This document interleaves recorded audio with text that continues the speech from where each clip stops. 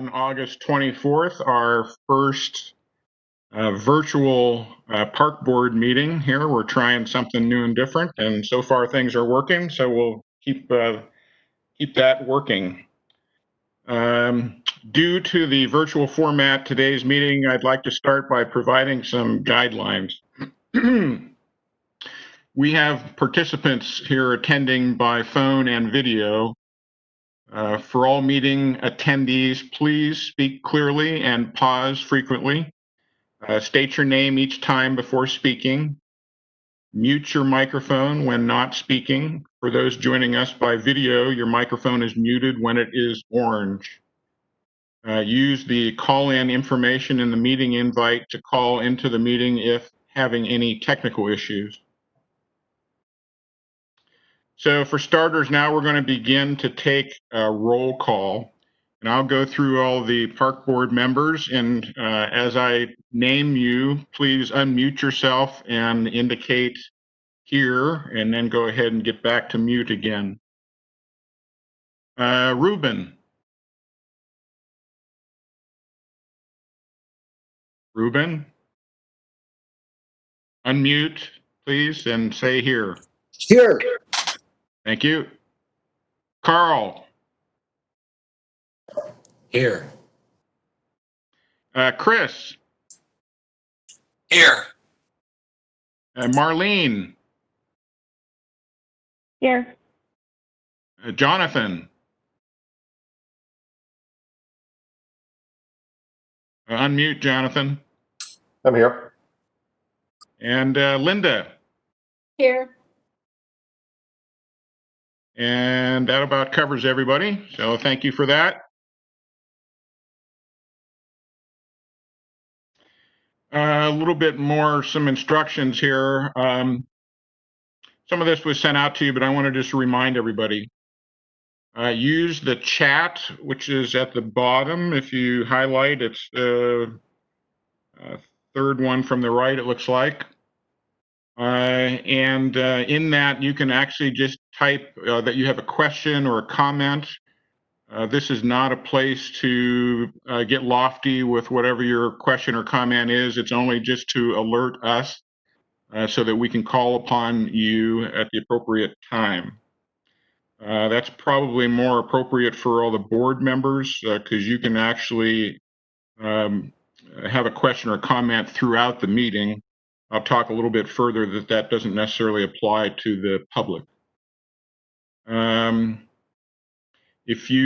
We actually don't have anyone here as board members on the phone, so that doesn't really apply to you.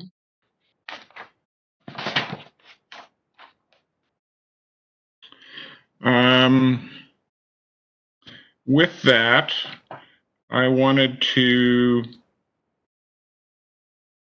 check with everybody to make sure that you have reviewed the minutes from our last formal meeting, which was in February, if you can believe it. I can hardly remember maybe what that meeting was, but at least we have a nice narrative here written up from Melissa. So does anybody have any questions or concerns or comments about our last meeting minutes? If not, could I have a motion to approve the minutes in February, please?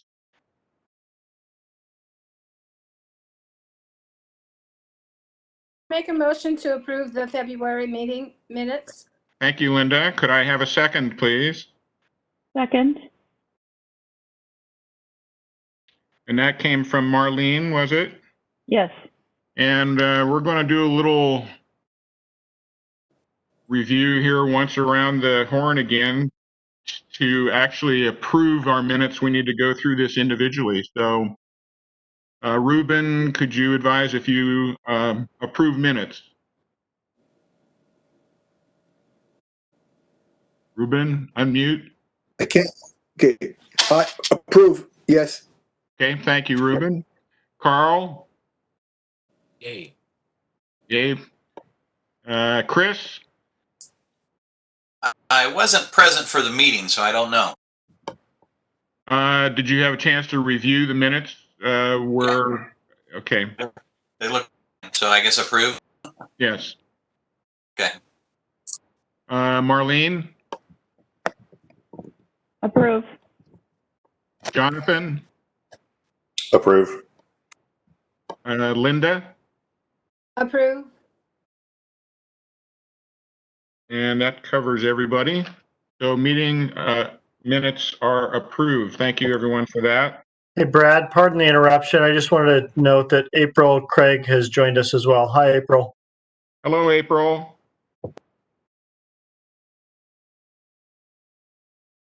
April, do you want to approve the minutes since you're here? You can unmute and say yes if you, did you review the minutes? Need to unmute.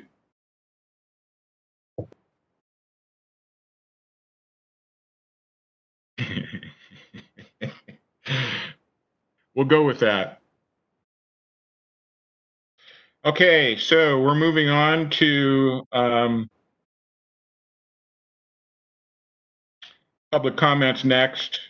Before I do that, I just wanted to let everybody know what our agenda items are this evening. We're going to be talking about the COVID response and recovery from Jeff. We're going to have a presentation on Green Issaquah from Jennifer, and a presentation on the dog park update from Jeff and Jennifer.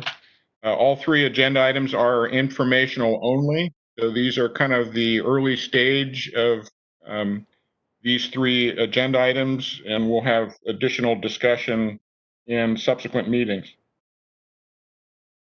That being said, our next portion of this is public comments, and I wanted to provide a little bit of guidelines because we do have several people that have called in from the community. Citizens' comments are an important part of our public process, and we take them seriously and factor them into the decisions that we make.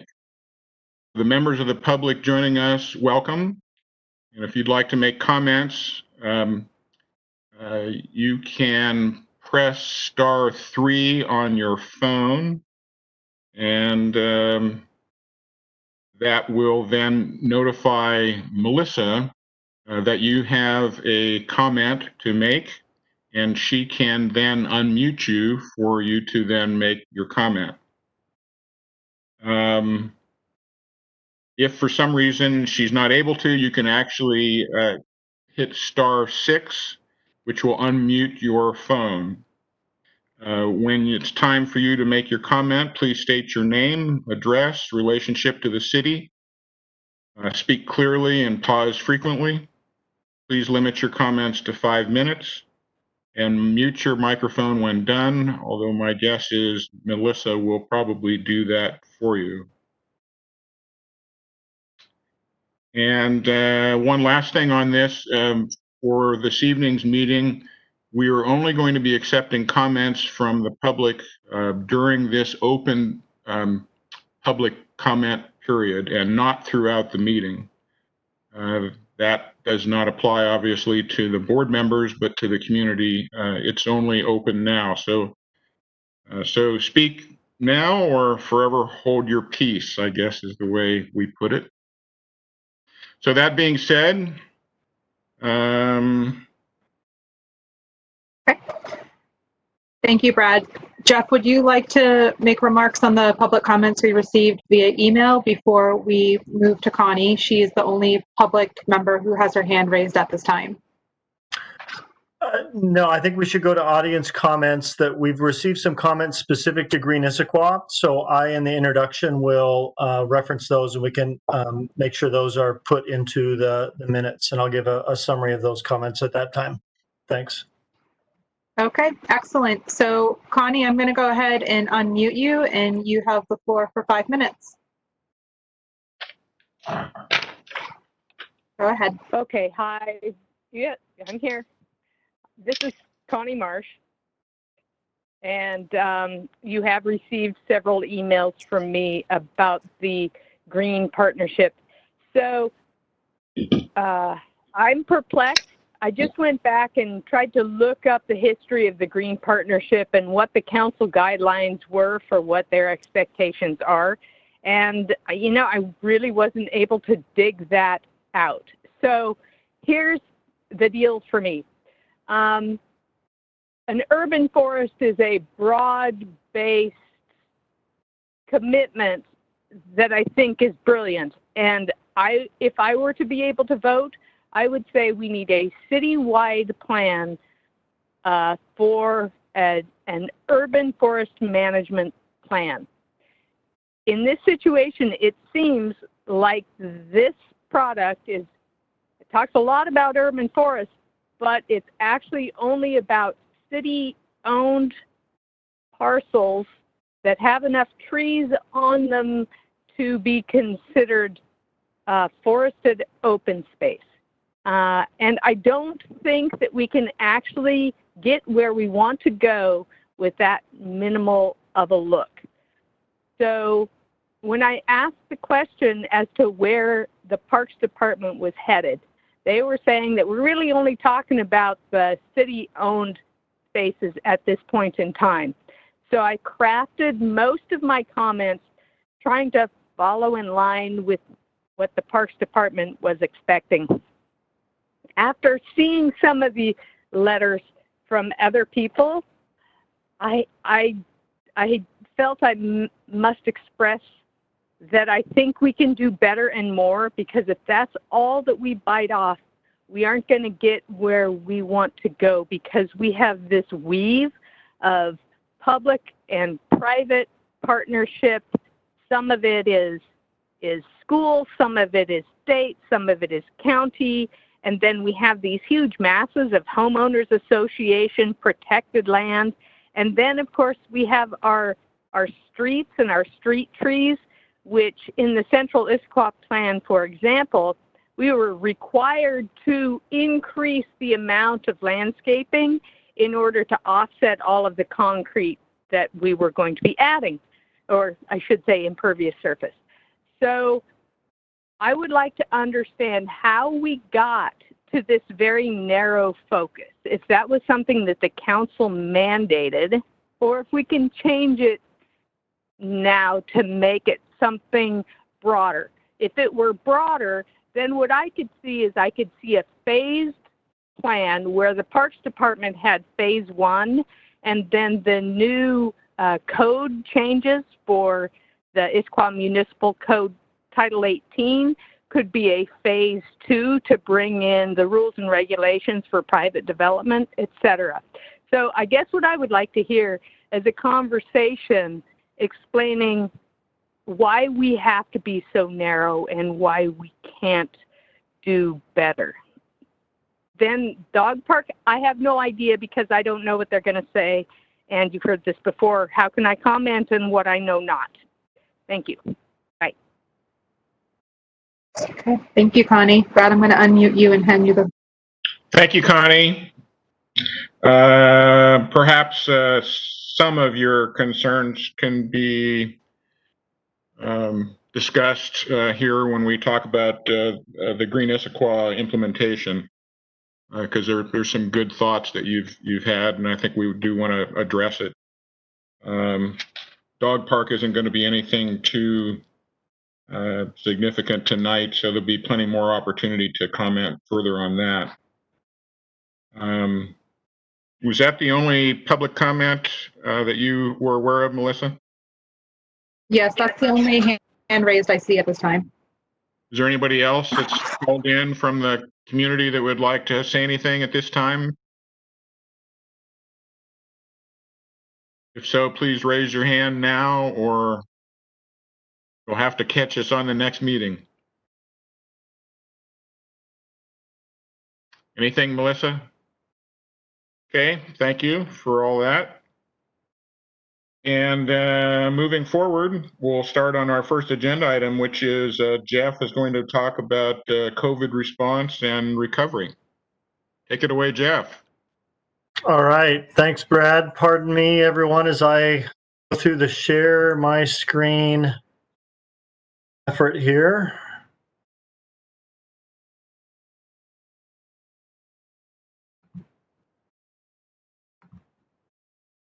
How's that? Is the PowerPoint up right now? All right. I see Brad's head nodding. So Yes. great. Looks Hey, good. really great to see everybody. I don't need to go into great context as a reminder that things have been a little different since February. We've all certainly been navigating a lot. I hope that you and your family and your loved ones have been navigating this and staying healthy as we've gone through this. I wanted to provide all of you in this first meeting just a bit of an overview of what we as a department have done, in particular our Parks and Recreation functions, just as some context as to what we've been up to these past number of months. It's been a lot. Needless to say, the work plan that which we were mapping out and planning in January and February changed significantly. But as we as a department really, I think, rose to the occasion, we had a number of priorities that I think have stayed consistent throughout these last 6 months and will remain consistent, as I think we recognize COVID recovery is we're really in the long game, and this is something that we're going to be navigating through for a number of more months. The priorities to our approach pretty early on, and like I said, that remains so, is first and foremost public health and safety of our community, our customers, as well as our staff. That became really a North Star in dealing with facts and what we were hearing from public health in guiding us in those early months, early weeks, as we were needing to close facilities and close some of our park amenities. Another priority in our approach was really doing what we can to ensure and educate safe and responsible access to our city parks and trails. Unlike a private business, a city park doesn't have a front door that you can lock. It doesn't have walls. And so even as we were closing amenities, even as we were doing what we could to make sure people were appropriately using these spaces, we understood and knew access was going to be there and available. And so how do we ensure that access is folks are being as safe and responsible as possible? Another priority to our approach throughout this has been recognizing really the role that our parks and our facilities and our trails play in this community, and supporting community recovery and recognizing that very access and that ability to recreate and that ability to have some semblance of normal and connect with nature was an instrumental part of the recovery. So certainly been a driving point for us. And then the last really, I think, method and priority to our approach was understanding this desire to have rolling decision points, to understand we were going to be needing to make and continue to make multiple decisions, not only through initial closure and response to COVID, but now as we're in recovery.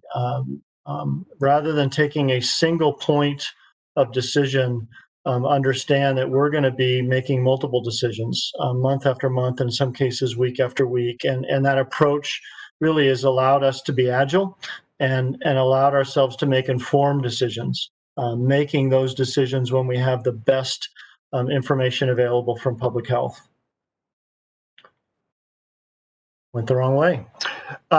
This visual this represents, if you've been in any of our parks or on our trails, you've seen this. You've seen this throughout the city pretty early on.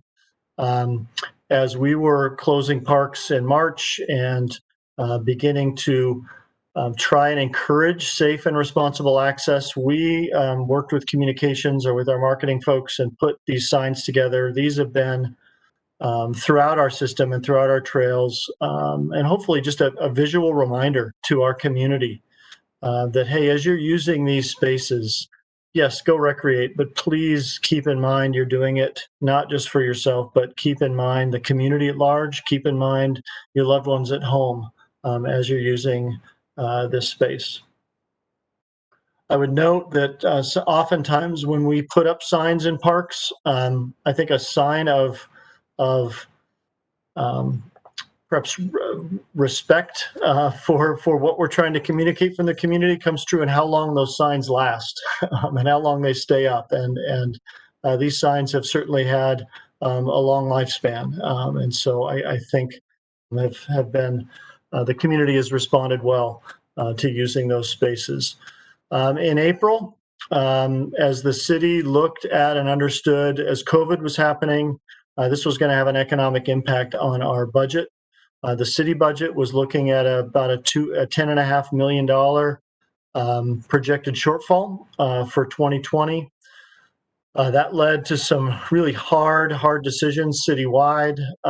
We as a department were given goals and a need to identify reductions. Those reductions led to some really hard decisions that we had to make. It resulted in 12 and a half of our full-time positions have been reduced or frozen. As well, we've had a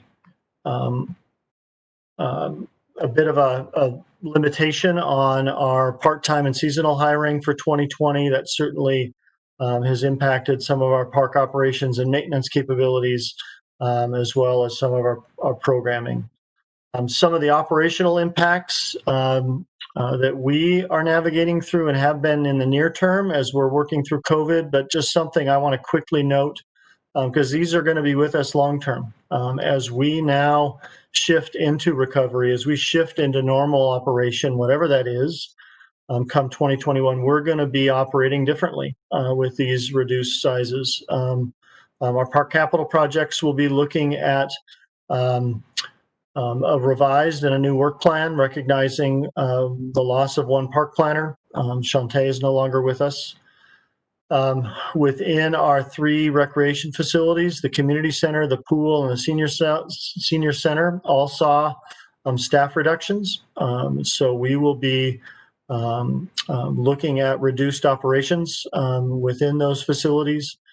Within our rental group, we've historically managed both the Tibbetts Creek Manor and the Pickering Barn with the reduction of staff with our rental group, and looking at those operational impacts. We will not be reopening the Tibbetts Creek Manor as we move forward. 2 of our park maintenance positions that were vacant at the time of COVID have been frozen, and that hiring freeze is scheduled to remain through 2020. We'll see what 2021 holds, but that presents a pretty big impact, quite a big impact. When you look at our FTEs for park maintenance are 10, so those 2 frozen positions represent a 20% reduction to our full-time staff within park operations. The plan is that's temporary. As budgets begin to look better, it's certainly my intent, our goal to rehire those very important positions in terms of maintaining our park spaces. We also had a bit of a reorganization within our Parks Administration team with the reclassification of our Deputy Director position to a Recreation Manager. So again, all told, an impact to, there we go, pardon me, just an impact to our team. Those types of reductions are, and many businesses have certainly faced them. Our business, our operation is no different, and the loss of those staff is heavy and has certainly been an impact to the team and to those of us that remain. As we started to head into May and began to get some guidance from the state in terms of the Safe Start plan, if you remember those phases, phase 1 through 4, as that began to roll out, we recognized very early on that what reopening looks like for all of our different services and all of our different facilities and parks and amenities. In business terms, we sell a lot of different widgets, and each of those widgets we're going to have different rules or different periods or phases with which we would be reopening them. What you have in front of you is a visual tool that we worked on with communications that tried to create a one-page sort of synopsis of how are we tracking, how are we planning, how are we communicating to the community what we're planning on operating, what we're planning on what's currently open, what we're planning on making a future decision on, and what have we decided to close. What this represents that's in front of you is the update as of August 1st. As you'll see in the upper key on the right are the three different colors, sort of this green, yellow, red. Green being open and we're providing that service or that amenity. Yellow is that future decision point. We're not quite sure yet. We're not open. We're not closed. And red would be a decision we had to make about a cancellation. So this chart, though you're seeing it as a moment in time, really, if we were to rewind to May, you would have seen a lot of yellow and not a lot of green or red. And so as this has evolved through the months, you'll see we've been able to reopen more, and all of those have been with modifications. We've also had to make some cancellations and cancellations of some of our programs, our rentals, certainly our community events that we had planned this summer did not happen. But this was a tool and again, a visual that really, I think, reflects the approach that we took as we talked with our partners, our operating partners, for example, for the Concerts on the Green with Kiwanis and David Harris and the sound techs. We didn't make a singular decision of closure. We looked at rolling those decisions as we went through the summer months. Again, wanting to be smart, wanting to be informed as we made those decisions. And certainly as we look back, we made very much the right decisions, hard decisions, but right decisions in not offering those services. You'll note our park amenities now, I would say, are all fully open. Skate park, playgrounds, picnic shelters, restrooms, those congregating points that we had closed are now all open. The pool is now open for lap swimming. We've offered summer day camp as a daycare service. In September, we will be providing, I'll speak a little bit more about this, but we'll be providing swim lessons as those are now allowed in a very modified, safe, scaled fashion. We'll also be providing some daytime daycare and online school support at the community center as we roll into September. Trying to forward this. There we go. Just a few quick slides with some photos of what we have been and what we've looked like. As I said, as we've reopened services, they've all looked different. We look different. We've had to operate them differently, and I can't speak highly enough for staff and the team in this department for their agility, for their flexibility, for their focus on service and safety. Farmers Market, we typically open in May. We did not open until June. As we've opened, we've worked directly with public health. They have been very impressed. Jera and Rogel, who are in the upper left with the thumbs up, have just been dynamic in their work. We, through the summer, have averaged 2,000 shoppers a Saturday in a very safe, controlled environment. We're looking at continuing the market through October this month. We're reaching out. We'll be working with the Chamber as they've had to modify salmon days. That first Saturday in October will be a sort of salmon days themed farmers market. But again, the team really has stepped up. Vendors have been very happy. It's been a great example of what our services look like coming out of COVID. Some visuals, some examples of how we've had to modify programs and services. You'll see in the left corner there, the senior center. Throughout this whole process, we have been providing lunches to go ever since we closed the facility. Senior center patrons, anyone, in fact, is welcome to come to the senior center and get a to-go lunch. Some other examples through the summer months, we've been able to offer Lego camp and some of our other camp opportunities within the community center, again, in a very controlled, scaled back fashion. A couple other visuals, the pool, at the beginning of July, opened up lap lane reservations at the pool. So there was no drop-in swim, there's no drop-in use of the pool. You needed to reserve a lap lane and come and recreate. And since day one, that has been almost entirely filled with reservations. And now as we head into September, like I said, we'll be offering some lessons throughout the summer months. A number of our partners, aquatic partners, swim clubs, and others have been renting space as well. Any of our renters, this includes our field rentals, those users have had to provide for us their public health plan and their safe use plan in terms of how they have been using the facility.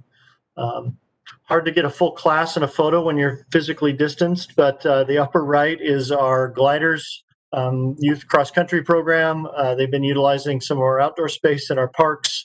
The lower right, you'll recognize the lawn in front of the community center. That's cheer camp as it's moved outdoors with face coverings and physically distanced.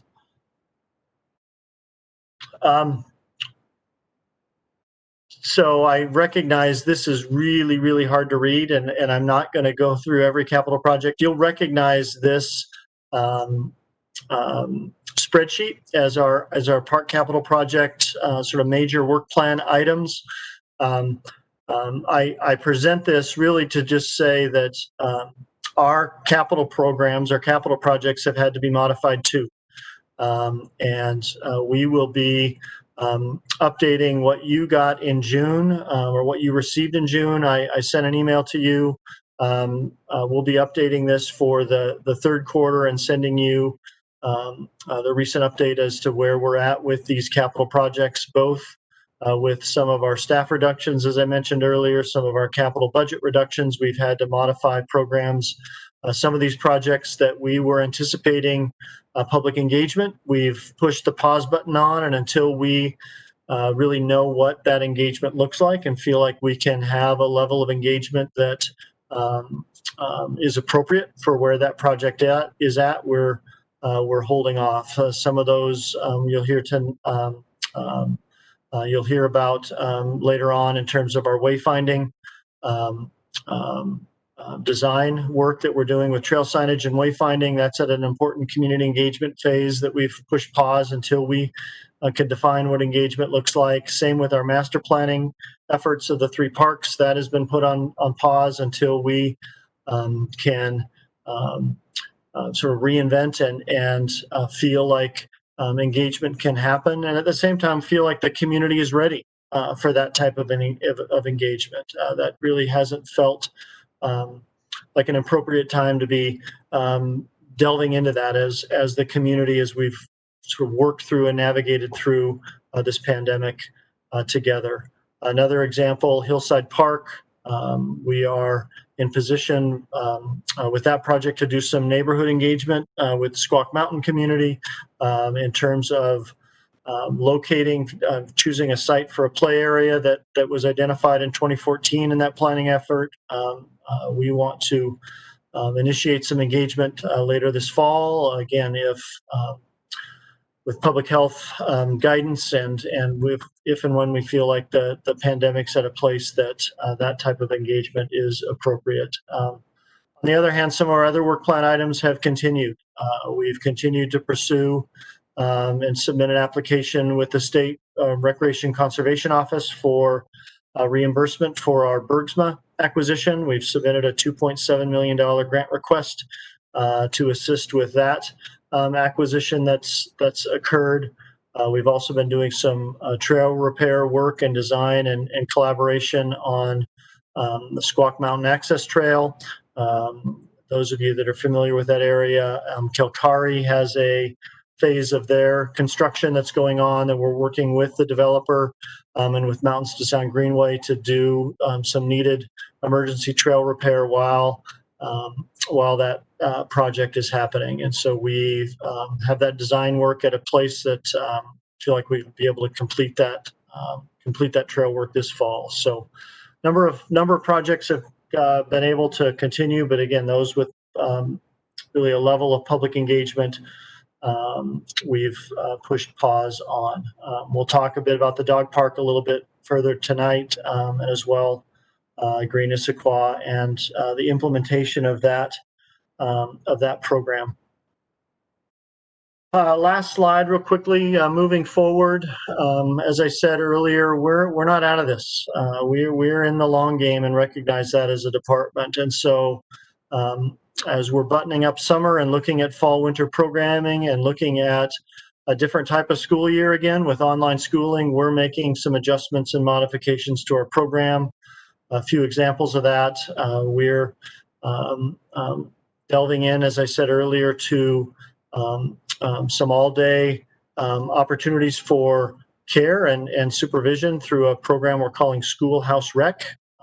Those of you that were Saturday morning cartoon watchers back in the day might remember Schoolhouse Rock. This is a little different in that staff will provide some supervision as students are doing their online schooling, and then also some opportunities to recreate in a safe, supervised fashion.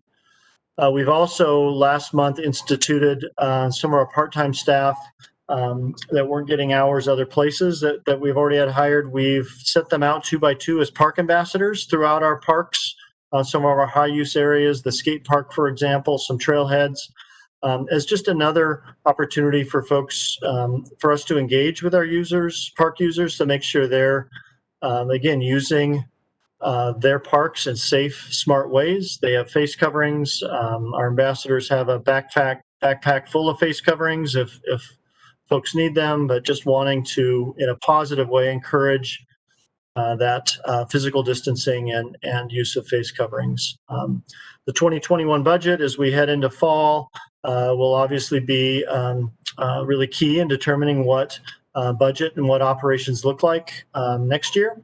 So we'll keep you as a park board attuned to what's going on in that arena. As I said earlier about capital projects, we'll continue to make some adjustments to our outreach efforts and our work plans related to capital projects. And then something else we're looking at as we recognize our parks are being used differently and likely are going to be used differently moving forward. We're considering what a park survey within the community might look like end of this year, early next year. I lied, sorry. I have one last slide, more of a public service announcement and just a reminder. These are some new signs that we have throughout our parks that you might see, and just wanting to encourage Issaquah residents. Let's remember, as we put on face coverings, as we use our parks, as we practice physical distancing, I know we might get tired of it, but we're doing it not just for ourselves, but for the other park users, for loved ones at home, and for the community as a whole. So with that, available for any questions, comments you might have as board members. Thanks for letting me go over that.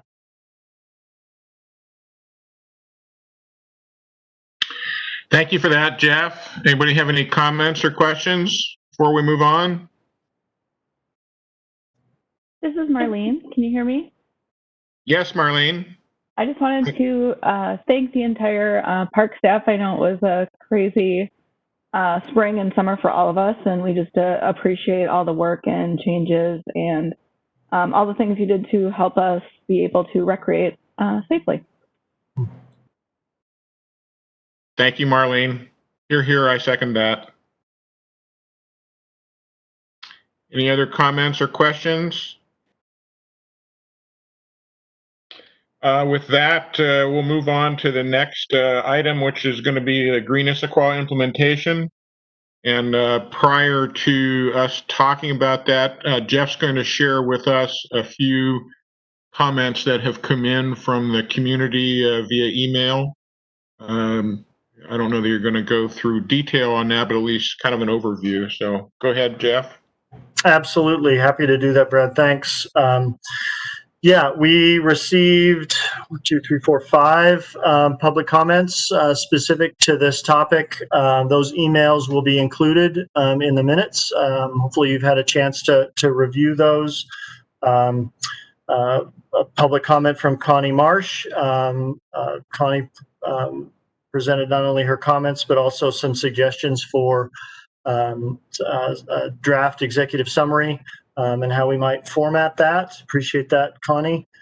David Kapler provided some public comments too around the importance of partnering and collaborating and coordinating with our adjoining other public landowners and recognizing as we look at invasives and managing and restoring and removing invasives, our properties aren't in isolation but connected with those. So appreciate that, David.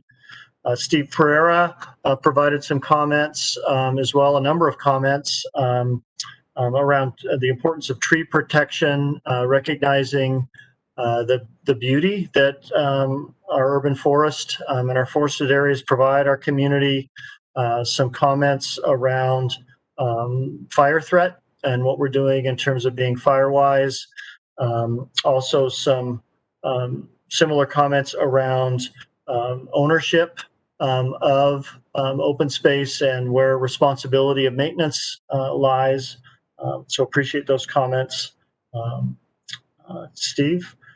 Janet Wall provided comments as well, also around invasives and the importance of coordination with other landowners, public landowners, private landowners, seconding David's comments. Appreciate that, Janet. Tom Anderson also provided comments, providing sort of a second and third in terms of that needed coordination as we're moving forward with the partnership and that coordination with other landowners and other land stewardship efforts. Also a comment around the importance of education and educating the community on invasives. So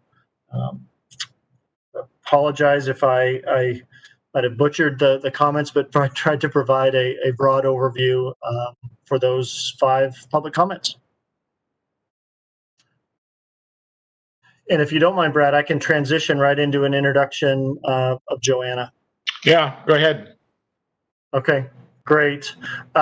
Yeah, just I guess a general comment to say thank you. And in many ways, those 5 comments we received were not only very constructive, but I think really consistent in what this program is and what it's not. And so as I introduced Joanna Nelson de Flores with Forterra, maybe just a general background of what our goals were as a city and what this program represents. Maybe first off, what this isn't. This is one tool, not the entire toolbox in terms of what we as a city and as a community need to do and looking at, and I think really meeting our goals for being effective stewards of the entire urban forest. Entire urban forest being not only the properties that we own and maintain as a city, but again, other public landowners, private landowners, streetscapes, street trees, those areas that, again, I think the community members so importantly pointed out are part of the urban forest.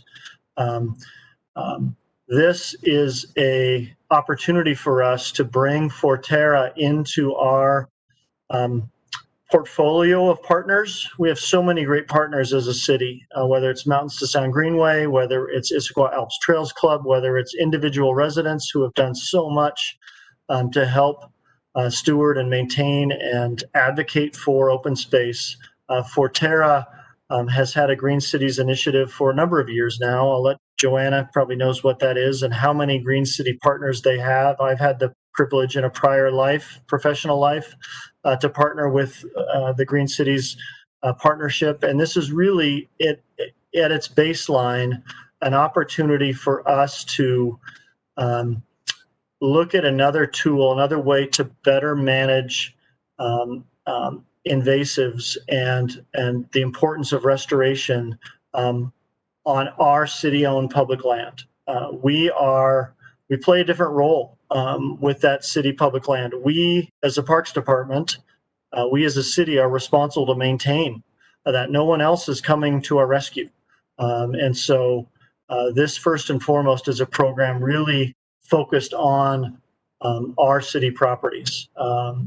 That's not to say as we launch into green cities that it could become something more, but what you see, the draft implementation guide and guidelines that you see before you are really, I think, a culmination of the research that we've done, the work that we've done since we last updated you, and really the template and the foundation for what we want to implement this fall. And Joanna can go into that as well in terms of this at its core is really an action plan. And really it's an opportunity to recruit and train volunteers to multiply our efforts and formalize our efforts for getting true, authentic volunteer support throughout our city-owned open space and parklands. That's not to say it could become something more in the future, but we felt it was important to take this first bite with the properties and the lands that we're most responsible for, and that's the lands that the city of Issaquah owns. So real exciting opportunity. Again, exciting opportunity to bring Forterra into this community in an exciting way. To get another oar in our boat, so to speak. We've got a lot of work to do and a lot of resources needed to I think, be the urban forest that we want to be, but this is one opportunity and one piece of that. So, Joanna, I'll turn it over to you for maybe an overview of the program guide itself and what we might expect this fall. Yeah, thank you. I'm excited to be here because it means we do have a draft guide ready for you all to review. Just a quick summary, since it's been a while since we last talked. I was at the Parks Board back in November, late November last year. So overall, just this process started in June of last year, where we worked with the Parks Department to identify and set that criteria of those parklands, those areas that are managed by the Parks Department, as Jeff described. To identify all of those, it was a lot. We identified about 1,700 acres and worked with a forestry consultant to do what we call a rapid assessment that gave us a lot of really good data that starts to tell a story about what's happening in Issaquah's forested parks and natural areas. And if you haven't read it yet or gotten to the results yet, it's actually really good news. And it's also just starts to show how important it is to do this program now. You have about 75% of your acres are in, when it comes to invasive plant species, has very low percentage of invasives on it, and about 25% that have a medium and high. And that's, with one exception, Redmond, that's by far the sort of best results we've seen out of any of the other cities. Which tells me that, in a snapshot, a high level, this is very doable, but also if, for example, this had been postponed another 10, 15 years, of course, all that would start, and the invasive plants would start growing more, that would get more costly. So it's very encouraging, and I think that that was one of the pleasant surprises, really, as we're starting to work in different cities. Similar to also, we established a Green Snoqualmie partnership, just looking at different types of forest lands that we don't always see in a more highly urbanized area like SeaTac or Seattle. So then we also did some community survey, met with some of the active partners, presented to you all to start getting doing that research. And I will just say at this point, as you're reading through the plan, that's one of the hardest things as an organization coming in. We don't have the roots that you all have in the city, of course, because we do this across the Puget Sound. So we rely highly on partners, for example, Mountains of Sound Greenway and other folks, all of you, to help us make sure that we're capturing the important bits of history and background that sort of led up to this moment. And I think that's nice to include. So if there's anything to add in that department, that's very, very much welcome. And then the guide is what we've been working on for the past 6-7 months. And parts of this guide do follow a pretty standard boilerplate format that we have developed for the other green cities Jeff mentioned. We've been doing this for 15 years. There's 15 partnerships out there with 14 cities and now Snohomish County. But each year we add new things, we try and improve upon it, and each city is coming at it at a slightly different angle. Some cities have an urban forest management plan, and as Jeff described, this is one tool in that toolbox. Some people don't have an urban forest management plan overarching, and this is their first step in that direction. And so we've seen it go always. And in some really small cities that don't have a huge park resource to manage, we have taken that larger sort of comprehensive look at overall urban forest and incorporating, tree giveaways, other kind of resources for managing the overarching urban forest. So we've seen all different approaches, but I would say this is probably our more like core traditional program that's focused on forested parks and natural areas as it started in Seattle 15 years ago. So with the information, this guide should really hopefully provide the background, the reasons why a Green Issaquah partnership is needed, but also that context I talked about. Explain the results of the forest assessment, help establish a vision, goals for restoring the 1,540 acres over a timeline that we've set for 20 years, and also outline strategies and benchmarks and the resources that we need to get there. So the forest assessment and guide are really just setting the stage for the stewardship program, which will further expand upon the existing efforts, which are already significant in Issaquah, but we'll be able to expand that across the city and in more parks. And so COVID has been a bit of a setback on sort of the program establishment side. Obviously, it's a volunteer community-based stewardship program.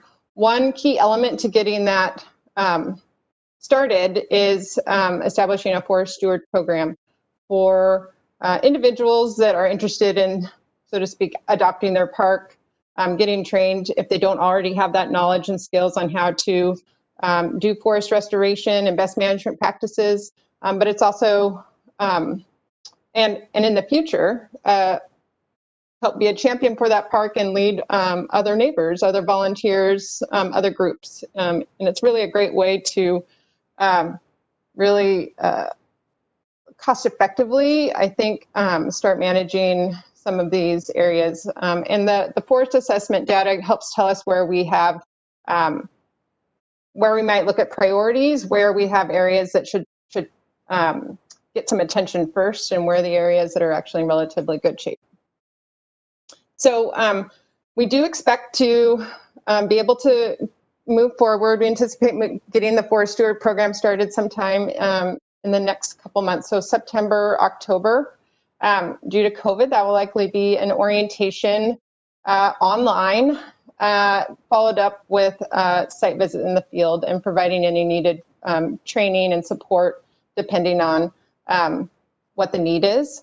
And then those people can work either individually with their household or family members. But for the time being, we wouldn't expect until we evaluate the risk further of doing public events right now. But I know that's something that we're talking about, and maybe that'll be a category that's added on to that list of different things that Parks has and what stage they're in. But I know we're assessing it as an overall program as well, and many other cities have all their volunteer events on hold right now.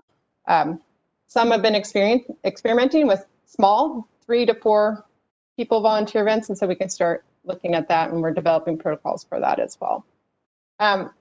So with that, I mean, that's going to be the exciting part, I think, is really this plan should help guide and steer the program over, the next 20 years. And, we'll be looking to all of you and partners to help build this and help sort of spread the words to folks. But based on some of even the initial community survey, there's a lot of interest in support and volunteering. I'll say that Issaquah has a really high forested park per capita. And so you have a large resource to manage. It is probably, we couldn't get the numbers exactly from the canopy cover assessment, but I would, that points to like parks being a huge piece of the canopy cover, of the 40% canopy cover that Issaquah has, if I'm getting that number right off the top of my head. So, I mean, I think if this is one of the tools in the toolbox and one of the starting pieces, this is a great place to start, because I certainly don't want to turn our back to this and have it get worse. And since it's a significant contribution to the overall canopy cover in urban forest in Issaquah. With that, I think that's all I have to share, but I'm happy to take any questions or comments from the Parks Board members.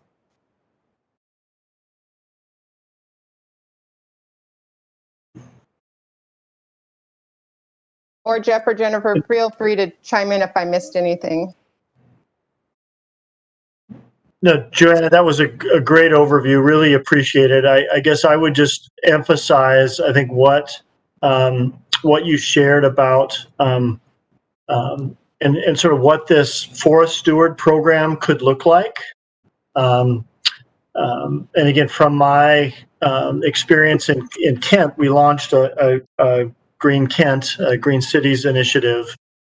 As we recruit these forest stewards, these volunteer stewards, imagine, if you will, if we say got 20 forest stewards, right? What we can do with those stewards is they then become trained. We identify an area of a park, an area of our open space that they, in essence, adopt. We then work with them to support their efforts, thinking in a post-COVID world now, where we can do volunteer events. Now imagine these 20 forest stewards who are scheduling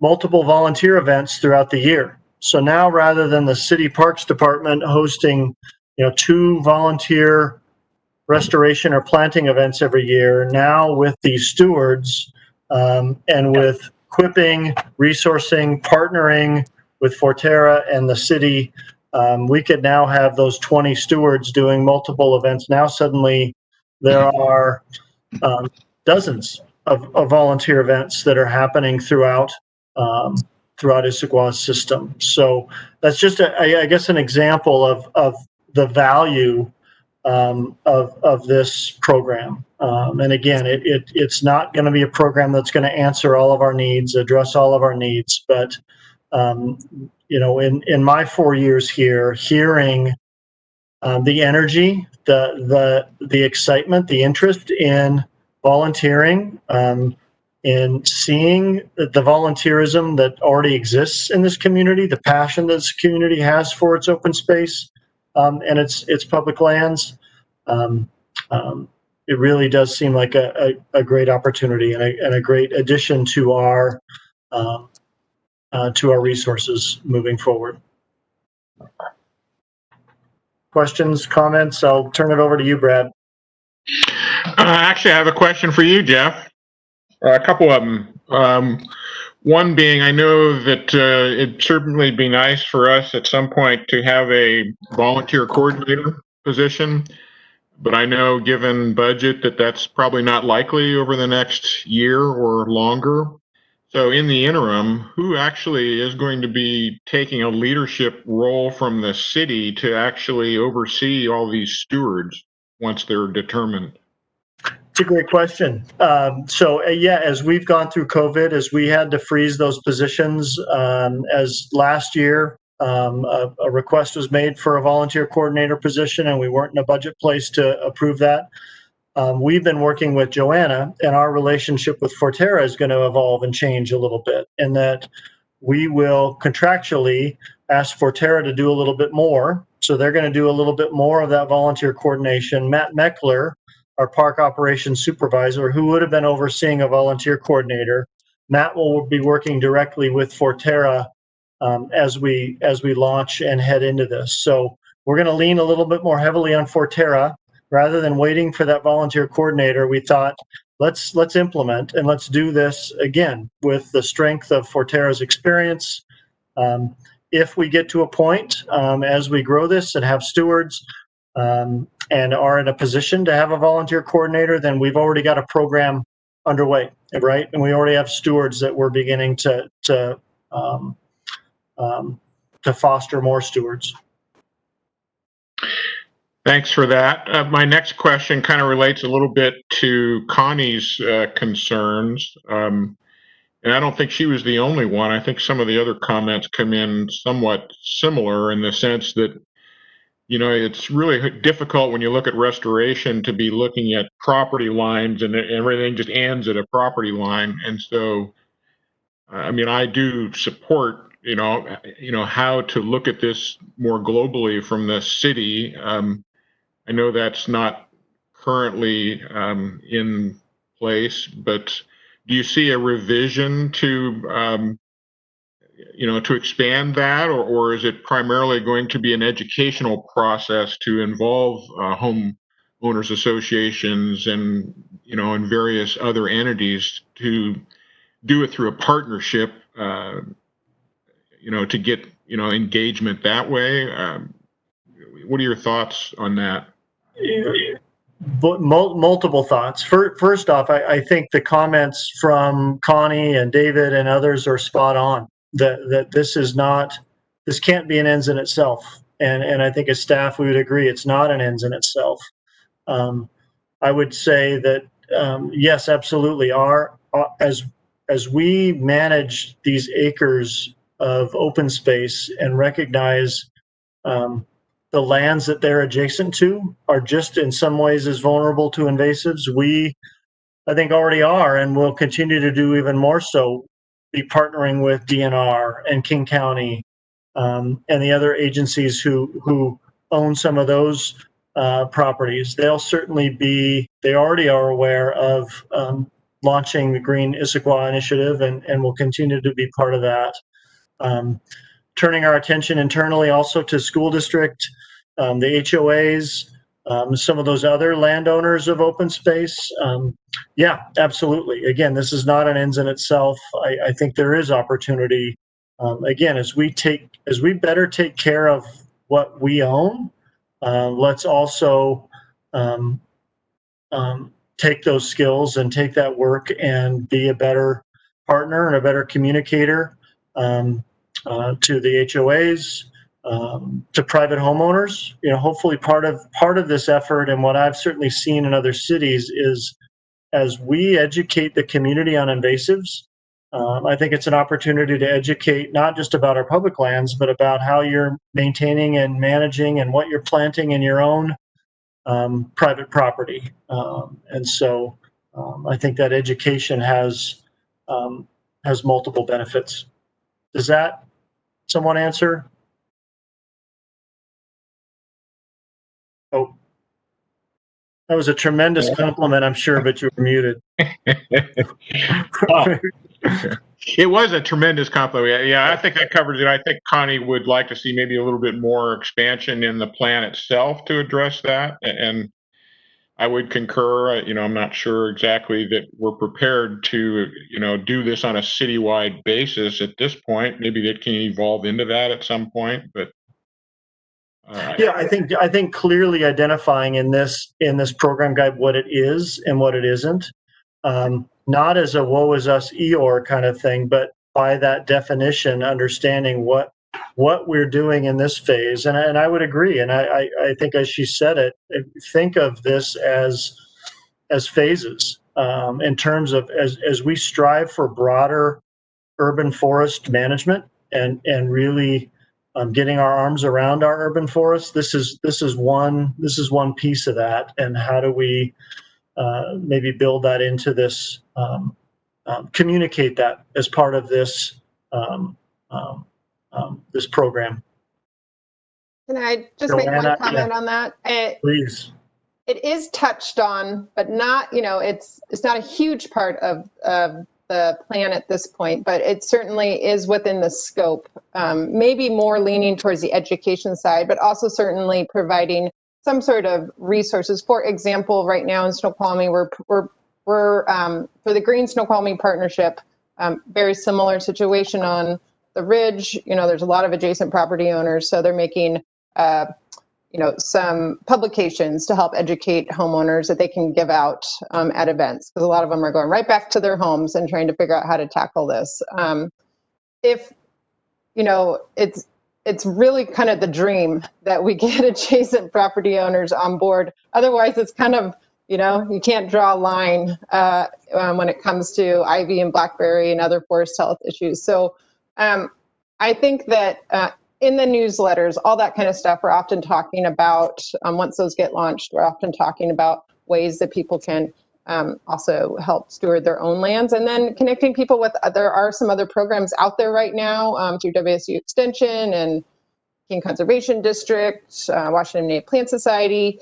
I think there still is a need for a cohesive, citywide message around that, but we can also certainly be linking people to some of those resources that are out there. I think working with HOAs is a really interesting piece, and I certainly will kind of use that lens a little bit more as we're sort of going through the plan one more time to think about how this program could also be replicable. Maybe HOAs have a steward program too, and it's somehow supported. So it's something to think about, and I appreciate those comments. It's something that we're always talking about as well as a program.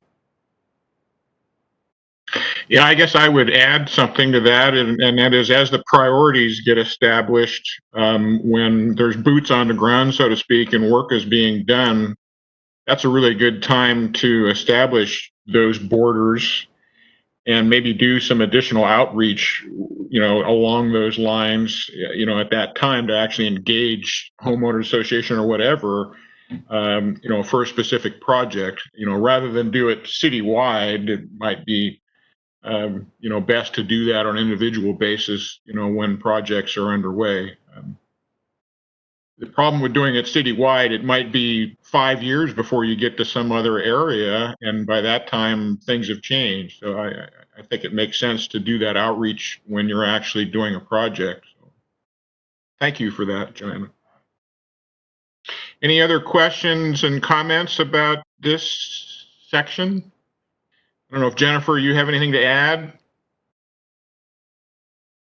The only thing I would like to add is I did send you kind of instructions for review and some detailed information. And in order to try and get this document completed this fall, we're hoping to try and get comments back by end of day on the 31st. So if you have any questions or additional comments, please forward them to me.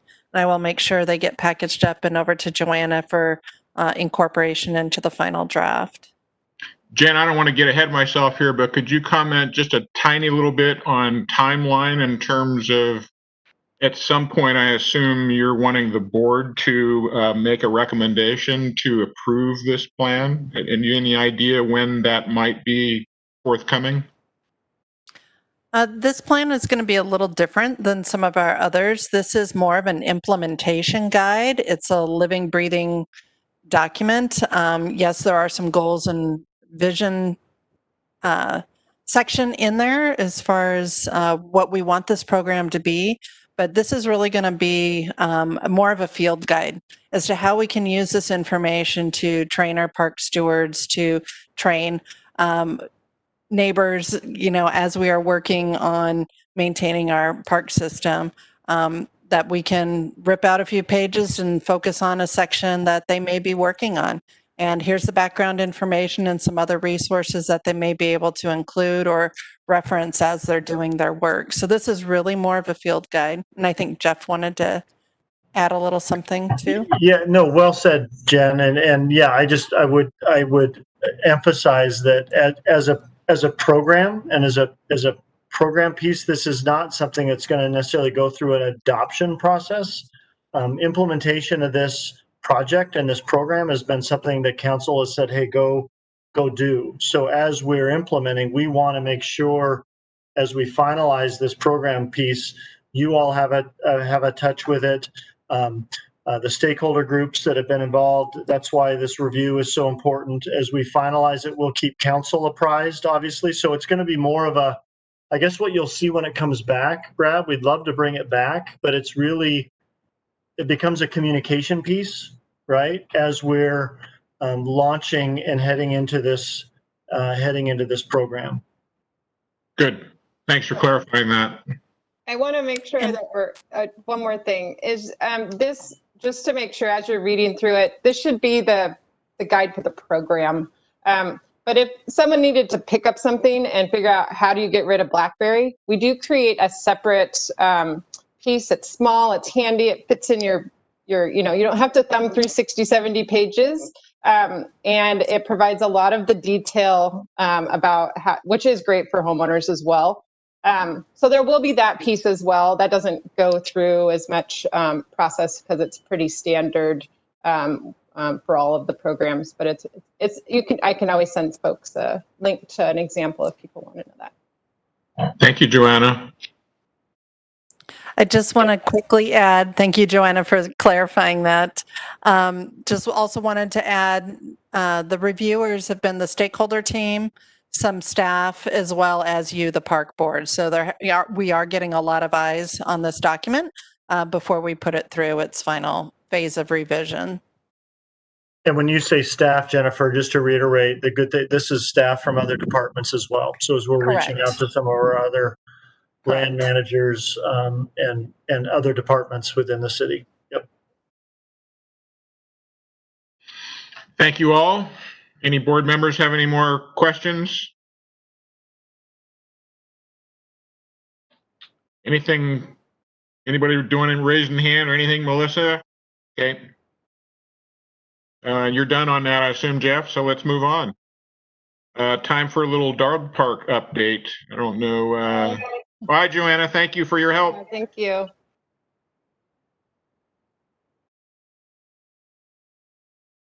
I guess Jeff and Jen, it's update time. Yeah, dog park. Quick update, and then really, I think this is a chance to want to share with you an idea and get some thoughts from you. So in June, you might recall, and I spoke earlier in the COVID update that we sent you a project update on all of our park capital projects that included the dog park, and the unfortunate news that the dog park as a project both had a budgetary impact to COVID, and some of its general fund money was lost, and then also staff resources with the loss of a park planner and those 2 park maintenance positions. Completing that project as planned at Tibbetts Valley Park was not going to happen, and is not going to happen until we get some budget back. And so if you remember, as part of that update, we spoke to not only you, but all the dog park groups that we wanted to not give up. We wanted to explore some options.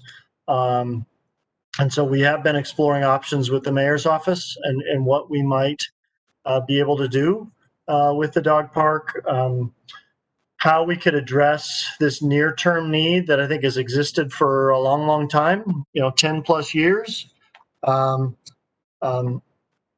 addressing that near-term need, also continuing to pursue the long-term solution.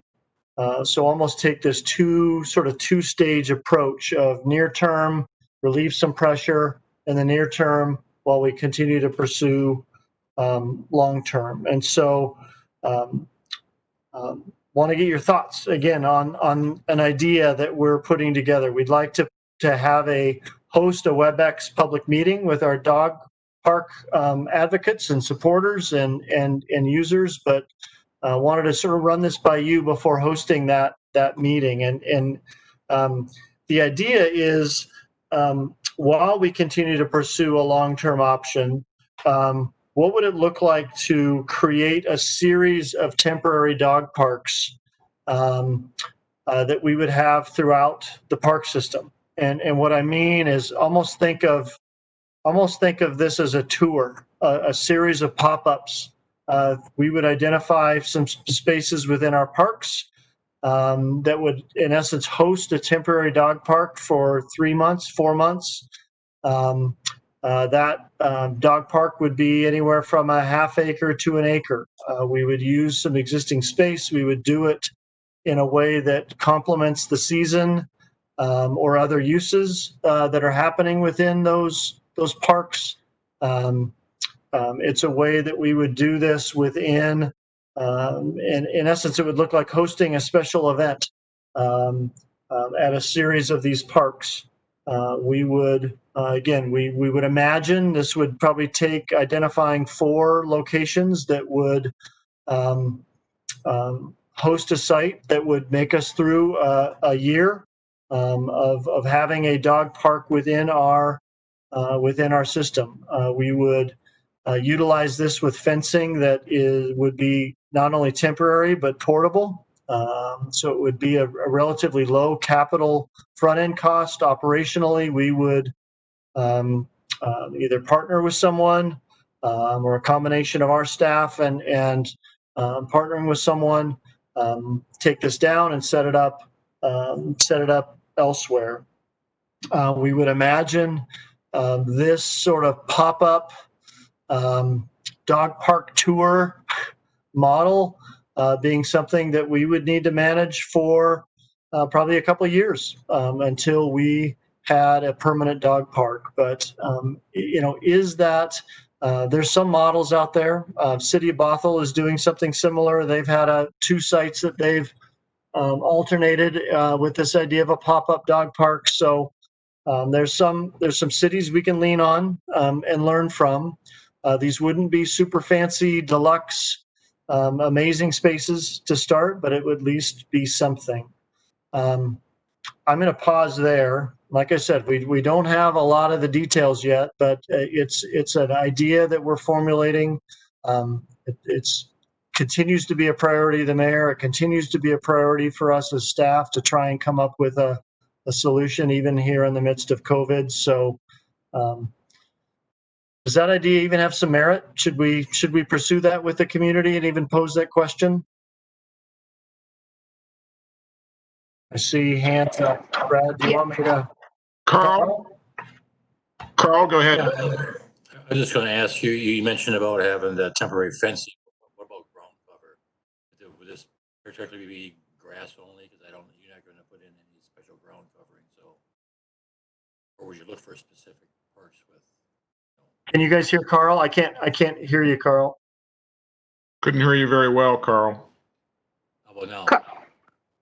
Carl, if you turn your video off and then try speaking, it might improve your connection slightly. Go ahead.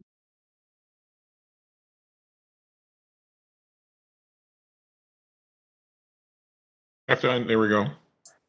Yeah, I was going to ask about, you talking about temporary fencing, but what about the ground coverage? I mean, it probably would be grass, I would assume. You wouldn't be able to put any kind of special ground in. Yeah. Again, as we look at locations, we'd probably be talking about existing field space. So again, that's the idea of it being temporary, 3 months, not something that's going to be so impactful, but we're probably talking about grass space within our parks. I like the idea. I think it is good to explore what the users think about it. So having that WebEx meeting would be a good next step before anything more formal. I think in one of our meetings, I mentioned, I think one of the drivers is going to be cost issues, because you wouldn't want to deplete the existing reserve of about 100 grand that we've got. But if it can be done fairly inexpensively, I think if the community, likes it, it's also one of those kind of things, if it doesn't work out, you just don't continue it. Other than, it'd be interesting to see what the investment in mobile fencing would be. I guess that would be the big question in my mind. Yeah, and that'd be some of the work we'd do before this meeting is what would it look like? How do we keep that initial capital cost down? And then what does it look like to operationalize, right? From an operational cost standpoint, these moving the circus tent, if you will. If I could add real quick, my dog apparently cares because she just entered the room of her own volition. She knows how to open doors, but seems like it makes sense to existing. We could, install fence there that would still allow construction. Or could we, a loop fuel trail and some small area that dogs could run on a little bit? Is one of the options. Maybe it's the best one, but it would be a way to conserve some of the budget and get that retain that value in it that's already there or something like that. No, I appreciate that, Chris. I think what I heard you were cutting in and out was areas that might have some existing fencing, or ways that we're not having to fence all four corners. I think is what you.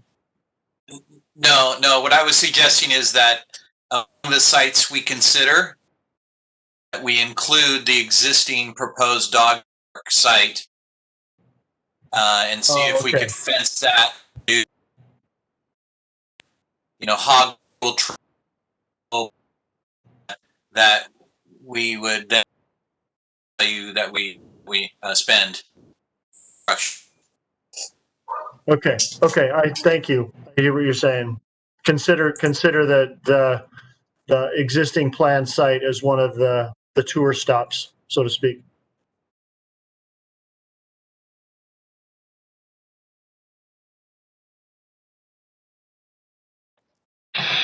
I think I'd like to. Oh, go ahead, Jennifer. Go ahead. No, that's okay. Go ahead, Marlene. Okay. I appreciate the creativity and thinking outside of the box. I also get to sit on the COVID task force, and I think one of the things that they're talking a lot about is, how to find different ways to engage the communities. And I think this is a really interesting way to sort of add some excitement and fun and levity to, a real tough time. So I think, even considering how do we tie this in with those plans. So as an example, the street area was very well received. How do we kind of take that momentum and, push in with, okay, next, think about here's another thing that the city's doing, with the community. So it just might be a nice way to continue to show, one, flexibility, adaptability, and just really a community first way of running the city. So I think it's a great idea. Appreciate that thought. Any other comments on this one? Yeah, I got one. Jeremy? Can you hear me? Jeremy? Yep, go ahead, Jeremy. So everybody knows what a supporter of the dog park I am. I personally don't like the idea. Without knowing more about it, a few things. When we tried to find a space for the dog park, we essentially had to find the most obscure space, in the community. Nobody ever would have thought that space up there could have been a dog park, because there was a lot of people that didn't want dogs running around on the fields downtown and all over the place. So I'm not sure where these areas are that you're referring to. So I'd like to know, one, where that would be, and then two, aren't there other important things that we need to be doing? Right now you're cutting staff, you're downgrading staff. How would you, who would police it? Who would maintain it? It just seems like there's a lot of other more important things to be doing than moving around a fenced mobile dog park. That's just my opinion. Jeff, you might clarify a little bit about what kind of timeline you might be forecasting for this to address that concern, as well as something that we had talked about is some of this might actually be done by outside vendors rather than Park Service, which might, kind of address Jeremy's concern that you're pulling parks people away from this effort, and we might not really be doing that if you use outside vendors. Yeah, no, Jeremy, good questions, right? The community has made it pretty clear, and I appreciate your position on this. There are other community members that are equally passionate and equally loud and been wanting an off-leash dog area like pretty much every city around us for a long time. And so, we don't get to define our own priorities. We really respond to the community. I think your question of how do we accomplish this? How do we move that around? I totally agree with you. We are not in a place, we're not staffed to be able to have maybe staff do that on their own. So as we, again, define these spaces, as we get a sense of what the temporary fencing plan looks like, as we get an idea of what time is involved in setting up and taking down, I would be considering a multitude of resources. And as Brad said, is this something that we contract out and have a firm come in and move this fencing from one spot to another? And some of the temp fencing we're looking at is really pretty lightweight, extremely portable. Those of you that have maybe familiar with the sort of the agricultural realm, there's cattle fencing, there's other fencing that is extremely portable and extremely movable that we'd probably be looking at in to some scale like that. But you're right.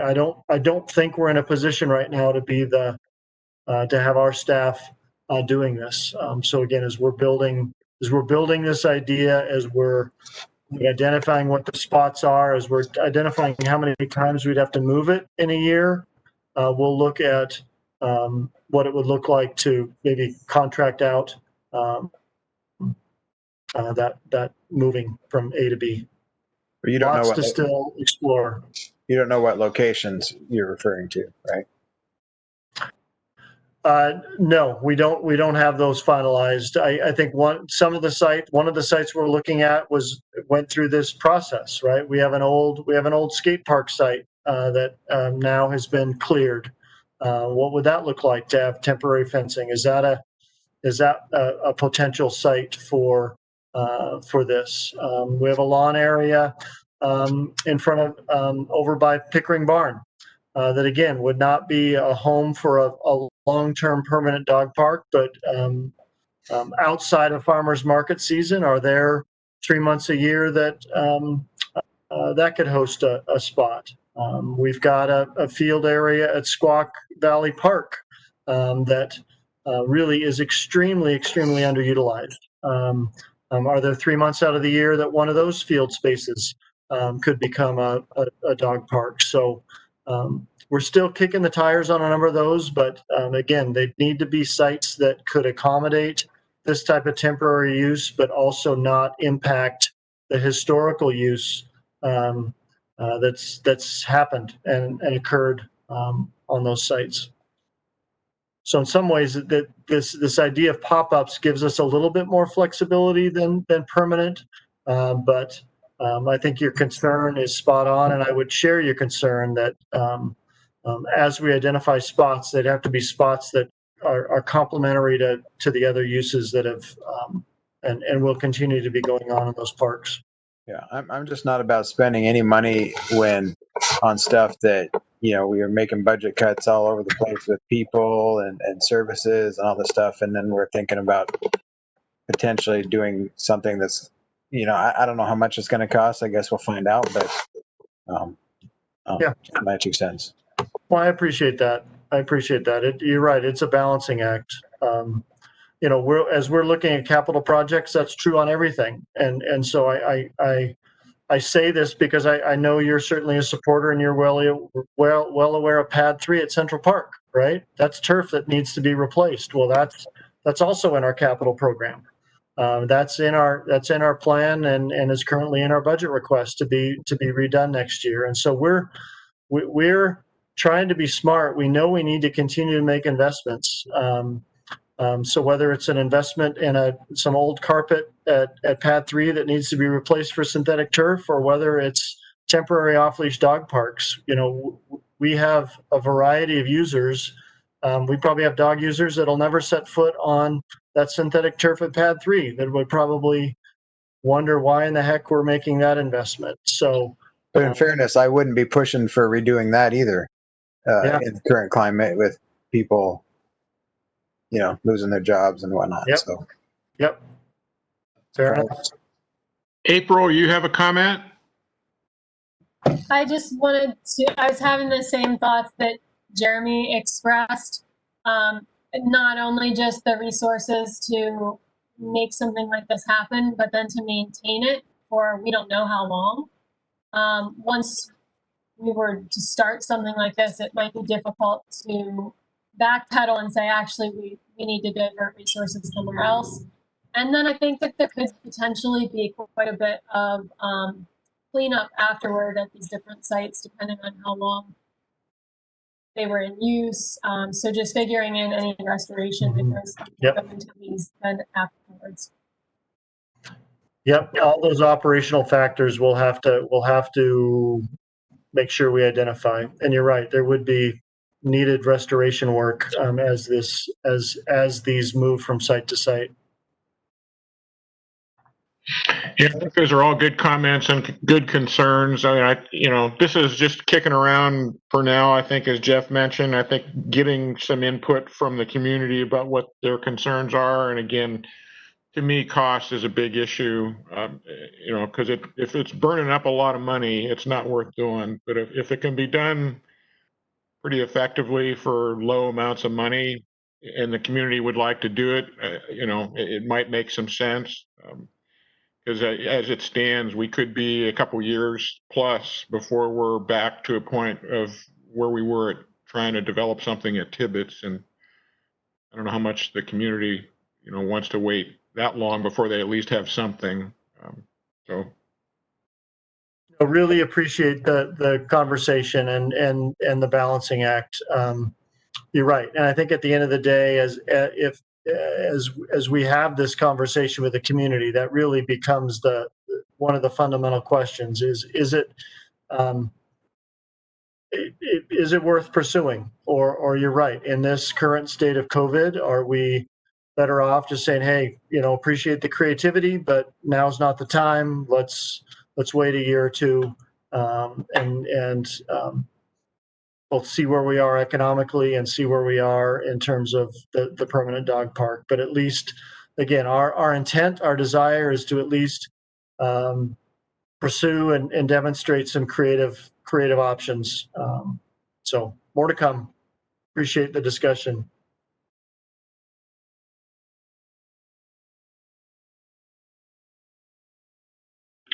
So I'm not seeing any more comments coming up on chat here. No hands are being raised. So I guess that's a wrap on that part of the agenda.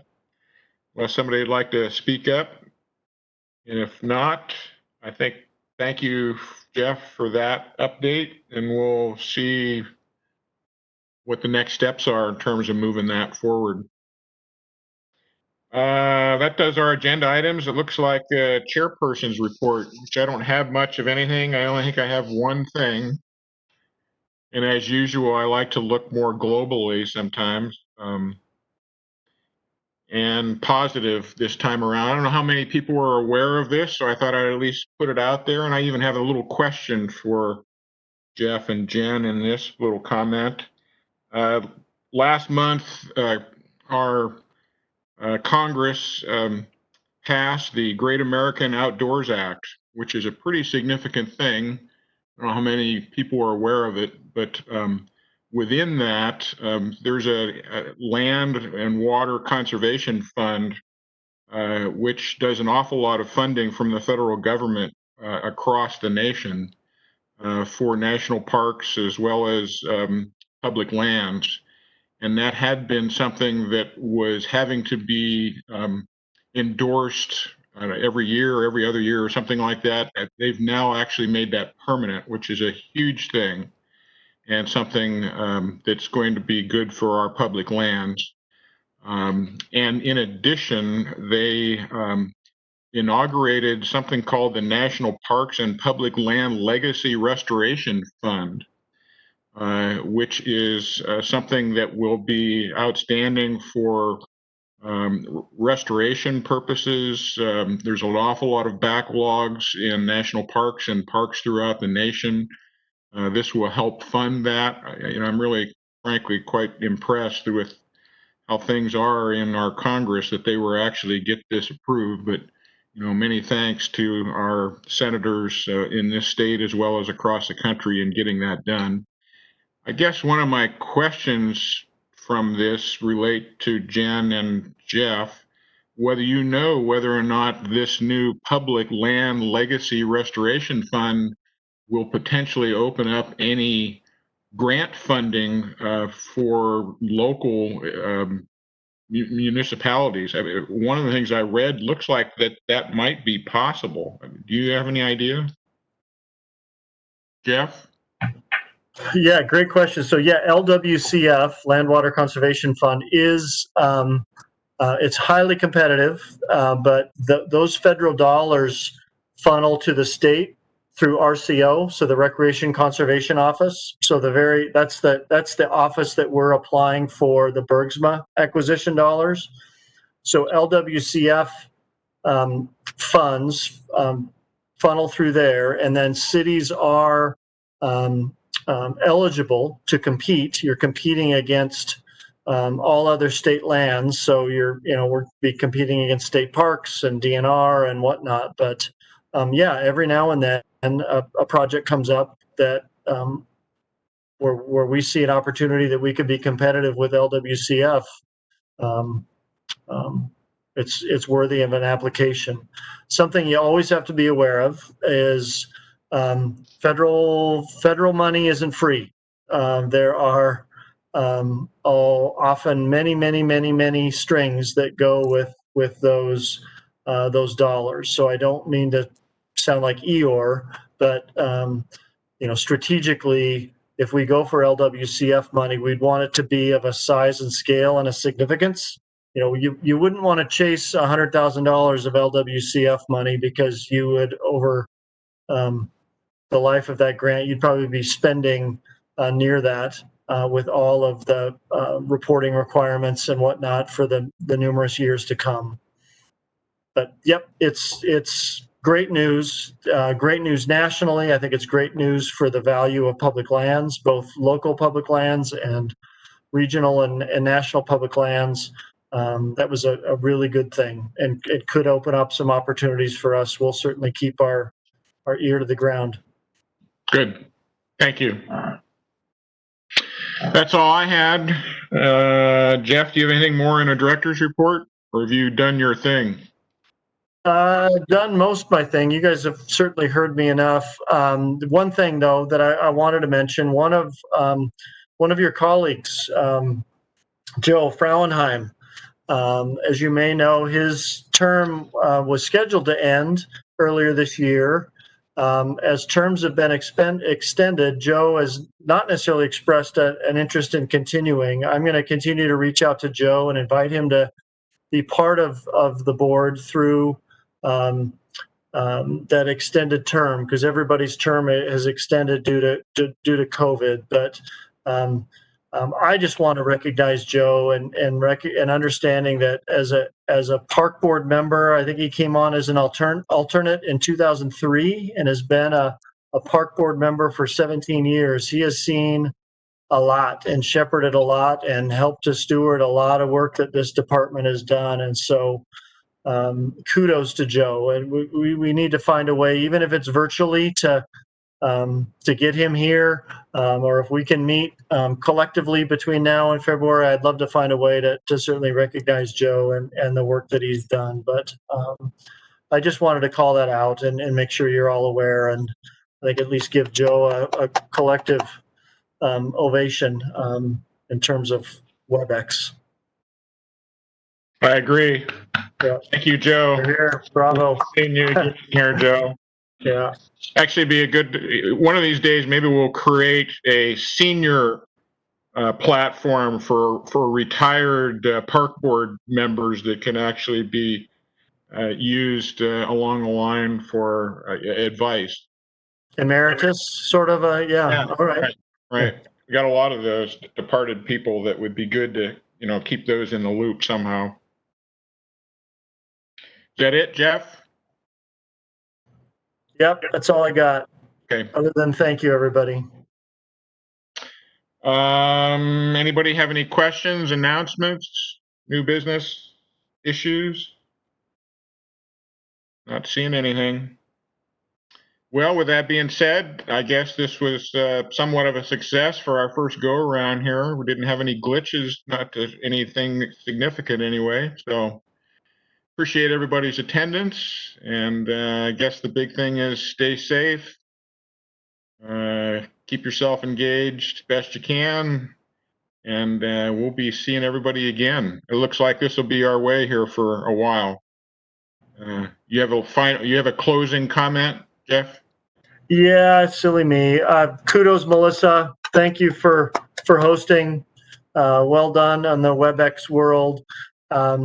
Yeah, this is going to be our platform for a while.